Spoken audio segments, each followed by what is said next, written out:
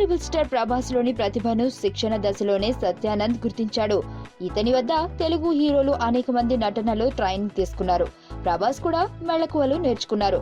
Darling సినిమాలోకి అడుగు పెట్టక ముందే గుర్తించిన సంగతిని ఆయన గుర్తు చేసుకున్నారు. ప్రభాస్ ను క్షుణ్ణంగా పరిశీలించిన అనంతరం టాప్ హీరో అవుతాడని అతని సోదరి బావలకు చెప్పాను. అయితే అప్పుడు వాళ్ళు నమ్మలేదు. నిజంగా ప్రభాస్ స్టార్ హీరో అవుతాడా అంటూ మళ్లీ అడిగారు. ఎంత చెప్పినా వాళ్ళు ఏదో ఒక మూల అనుమానం పెట్టుకున్నారు. వాళ్ళు అప్పుడు నమ్మలేకపోయినా ఇప్పుడు మాత్రం నమ్ముతున్నారు అని ఓ టీవీ ఛానల్ కి ఇచ్చిన ఇంటర్వ్యూలో సత్యానంద్ వెల్లడించారు. బాహుబలి చిత్రంతో ప్రభాస్ రేంజ్ అమాంతం పెరిగింది.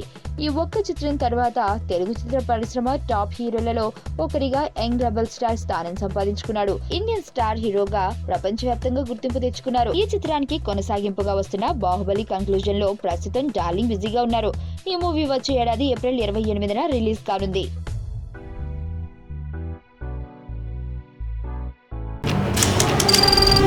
నీ స్నేహితుడు ఎవరో తెలిస్తే నీ క్యారెక్టర్ తెలుస్తుంది.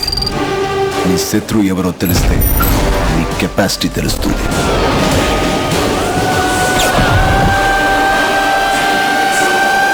నా శత్రువుని సెలెక్ట్ చేసుకున్నాను.